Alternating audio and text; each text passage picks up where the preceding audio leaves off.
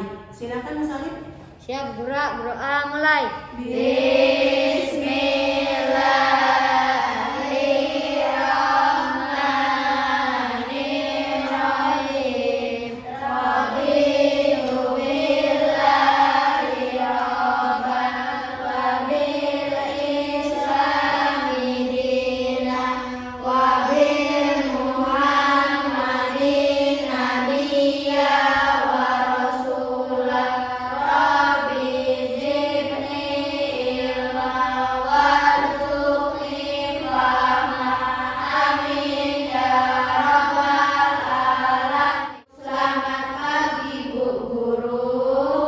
selamat pagi. Apa kabar semuanya? Alhamdulillah ya, walaupun kita masih dalam keadaan darurat seperti ini, tapi alhamdulillah kita masih diberi kesehatan sehingga kita bisa melaksanakan aktivitas seperti biasa. Hadir semua? Apa ada teman kalian yang tidak hadir? Hadir semua ya? Alhamdulillah. Baiklah, hari ini kita akan belajar tentang hikmah sholat. Tujuan pembelajarannya yaitu pertama membiasakan melaksanakan sholat tepat waktu, kemudian menyebutkan hikmah sholat dengan benar, dan menjelaskan hikmah sholat dengan benar. Baiklah, lebih jelasnya mari kita buka buku teks halaman 59. Halaman 59. Sudah ketemu semua?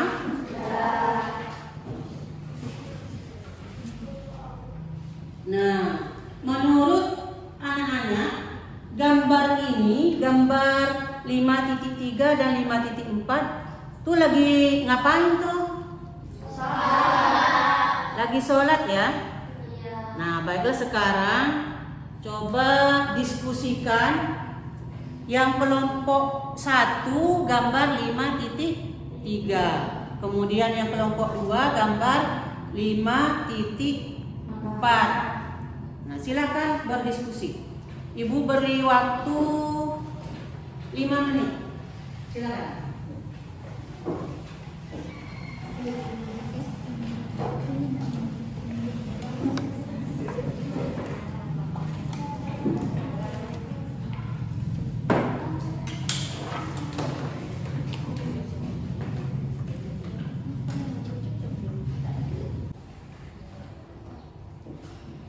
Sekarang coba maju untuk mempresentasikan hasil diskusinya kelompok 1. Silakan.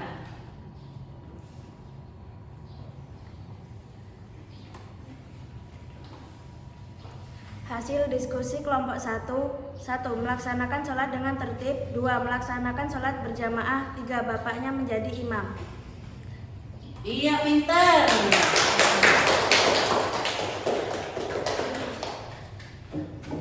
Kemudian kelompok 2, silakan.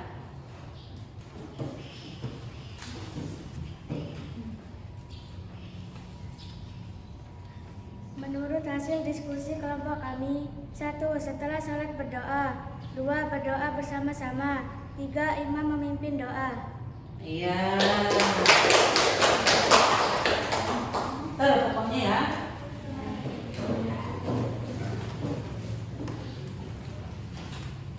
Nah, itu kan tadi udah melihat gambar ya.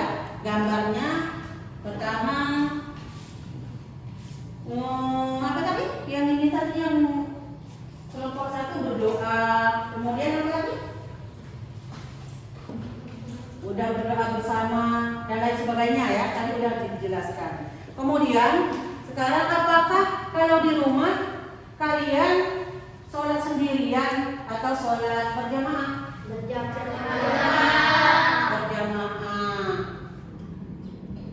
Kalau sholat berjamaah, kenapa kok milih sholat ini berjamaah? Karena sholat berjamaah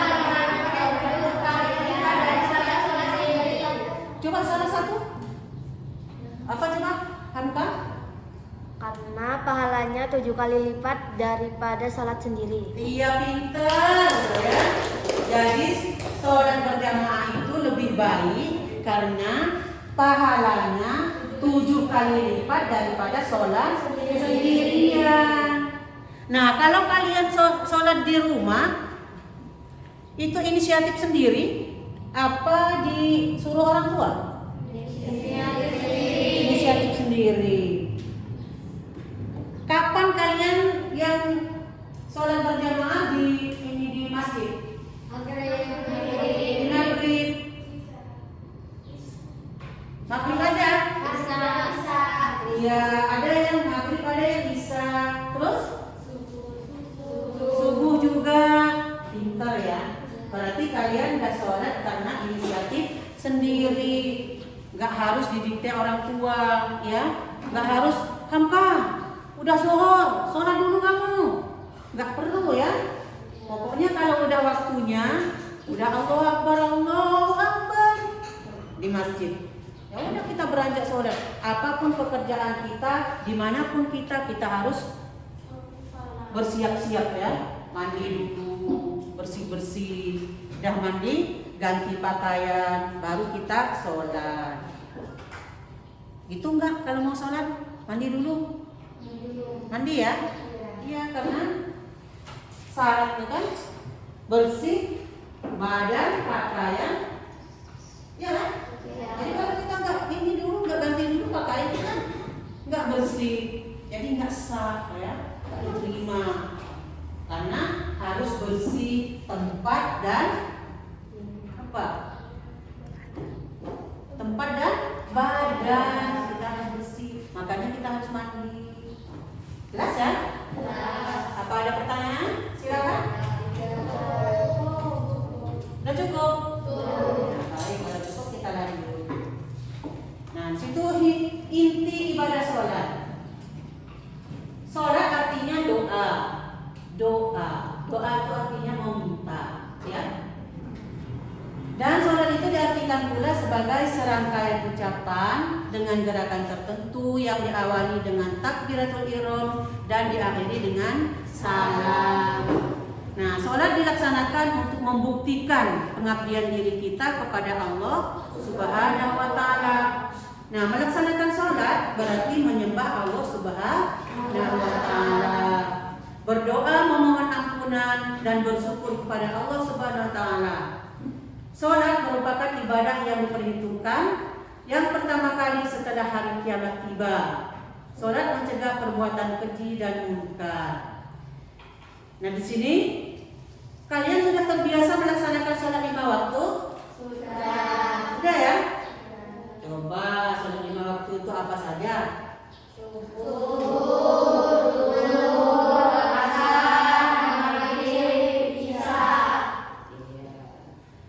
Kalau jumlah rakaatnya berapa? 17 berarti betul ya kalian ya sholat betul, enggak bohong berarti. Bagus lah, semoga kalian hendak ini termasuk orang atau anak yang beruntung. Nah, di sini kan ada nyanyian nih. Kalau kata anak TK, kalau belajar sambil bernyanyi mudah nyantel katanya. Nyantel, apa sih nyantel? Mudah diingat ya. Jadi kalau kita belajar sambil bernyanyi itu mudah diingat. Yuk sama-sama. 1, 2, 3. Kalau kita sholat yang 5 waktu, dia tak terlambat, lakukan tepat waktu. Siapa yang sholat melakukan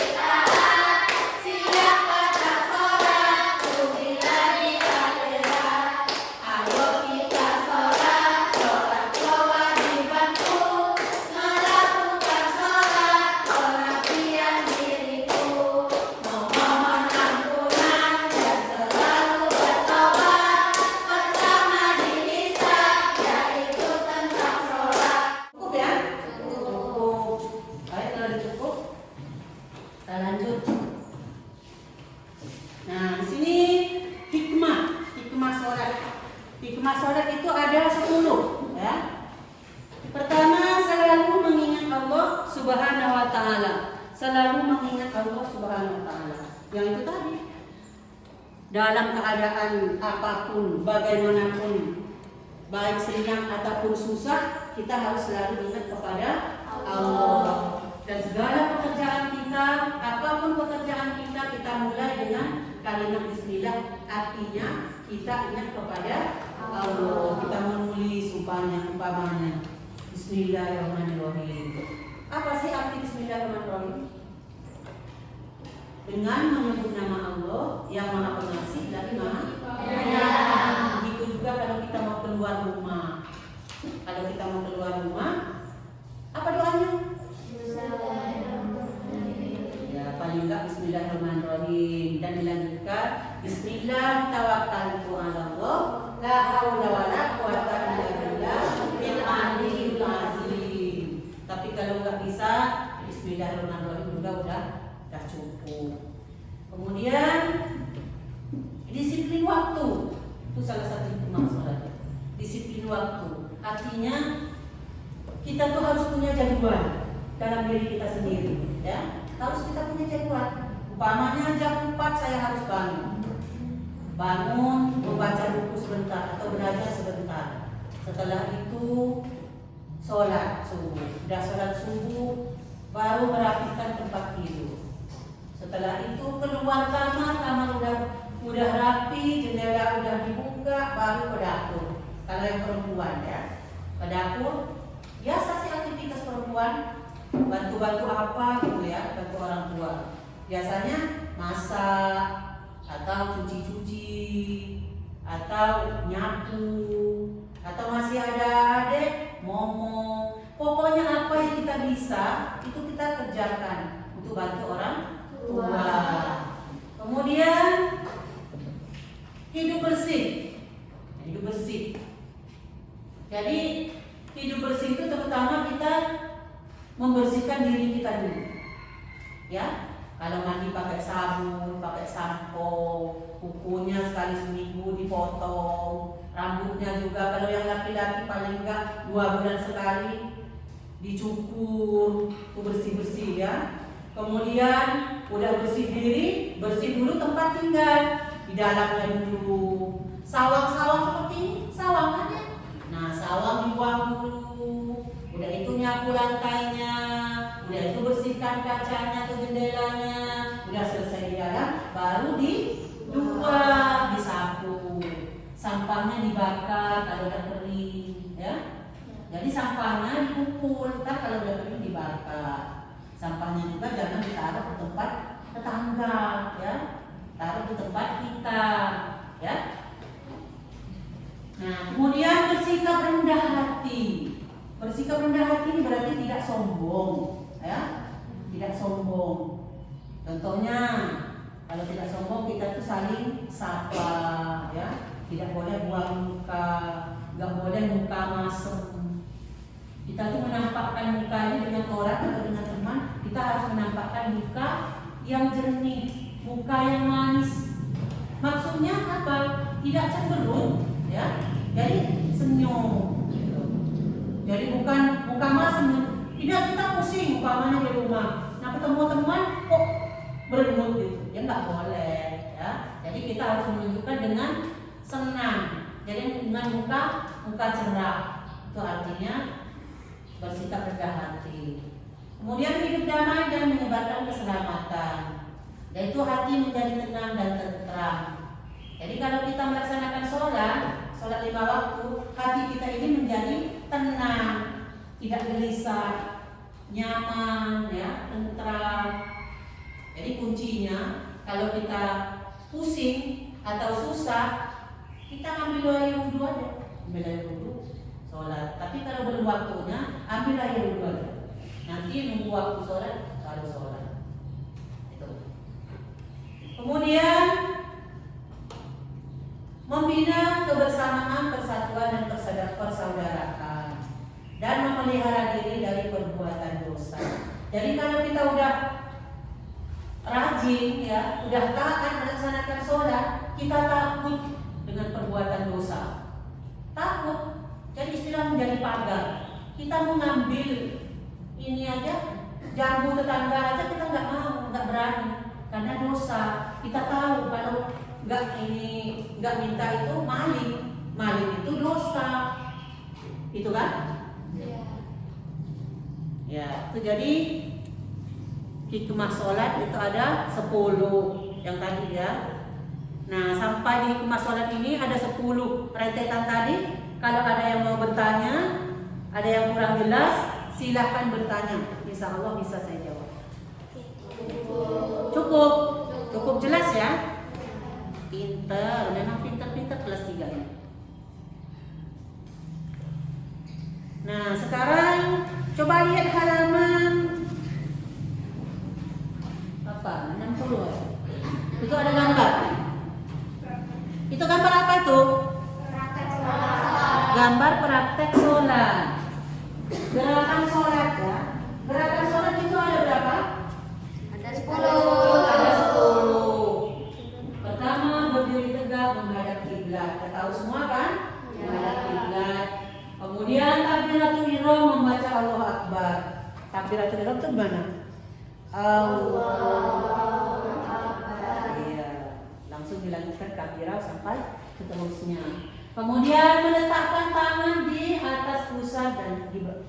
Ini. Gak bisa semua lah. Orang dah sholat semua ya. Kemudian i'tidal sambil membaca sami Allahu liman hamidah. Gimana bacaan i'tidal?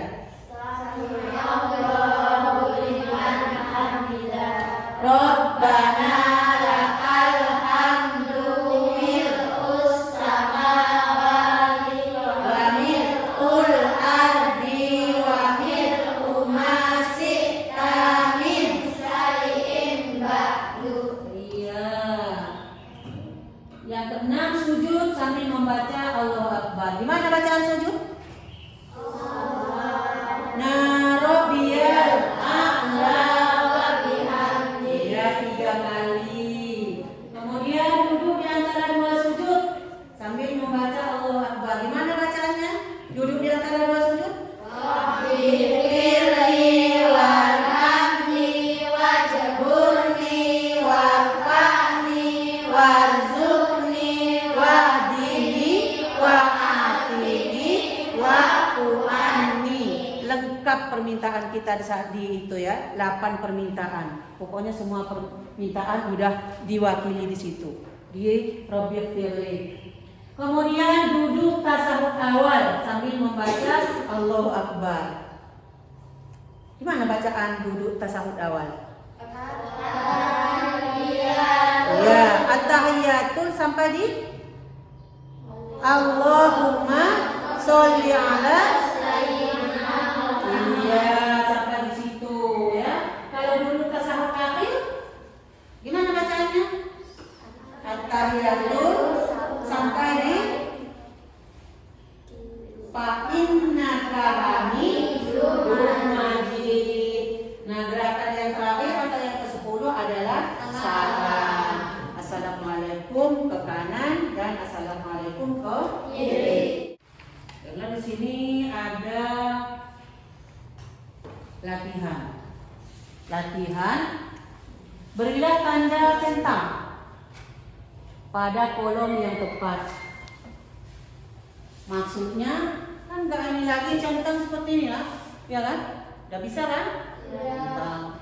Ini selalu, sering, kadang-kadang, tidak pernah. Jadi dicentang yang mana jawabannya? Itu maksudnya ya. Paham ya? Nah, sekarang nomor 1. Aku berusaha melakukan sholat tepat waktu. Ya, selalu. Kemudian nomor 2, rajin sholat menjadikan diriku hidup bersih. Selalu. Nomor 3, sholat menjadikan hidupku lebih teratur. Selalu. Aku bersikap rendah hati terhadap setiap orang. Selalu. Nah, aku mendoakan orang agar diberi keselamatan oleh Allah Subhanahu wa taala. Selalu. Aku rajin sholat dan takut melakukan dosa. Selalu. Ya. Sesudah sholat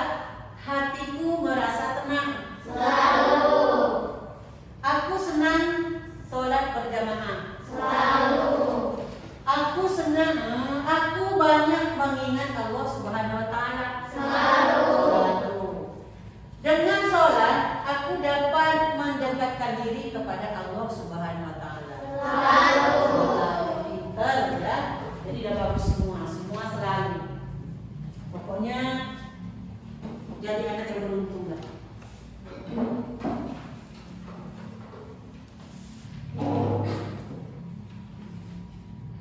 Baiklah, jadi kesimpulan pelajaran kita pada hari ini yaitu pertama, kita membiasakan sholat tepat waktu karena sholat dapat mencegah perbuatan keji dan munkar.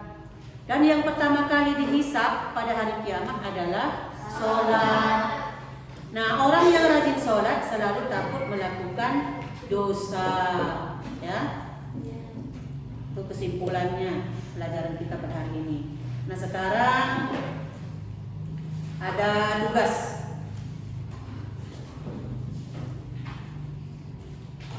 Tugas ini saya beri waktu 5 menit ya.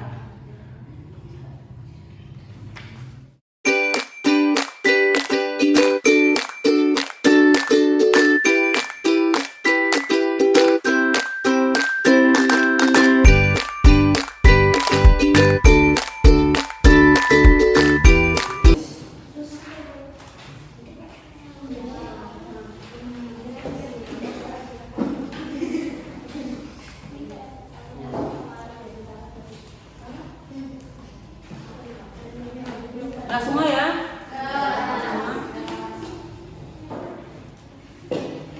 Nah, untuk pelajaran kita minggu depan yaitu kisah keteladanan Nabi Yusuf alaihissalam halaman 71. Jadi tugas kalian di rumah membaca-bacanya ya. Membaca cerita keteladanan Nabi Yusuf alaihissalam halaman 71. Ya.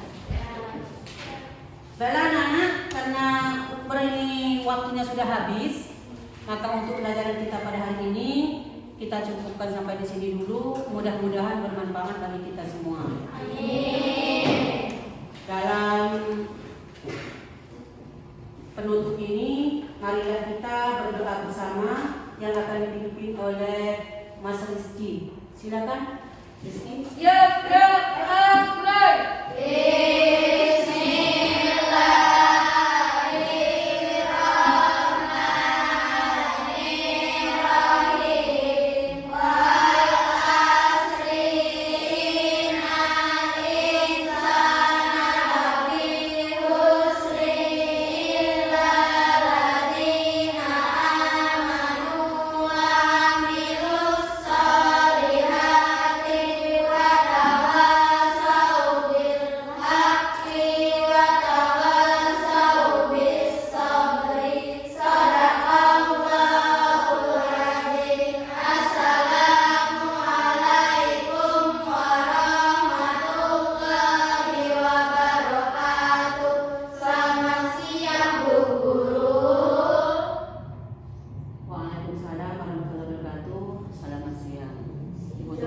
Billahi taufiq wal hidayah. Wassalamualaikum warahmatullahi wabarakatuh. Waalaikumsalam.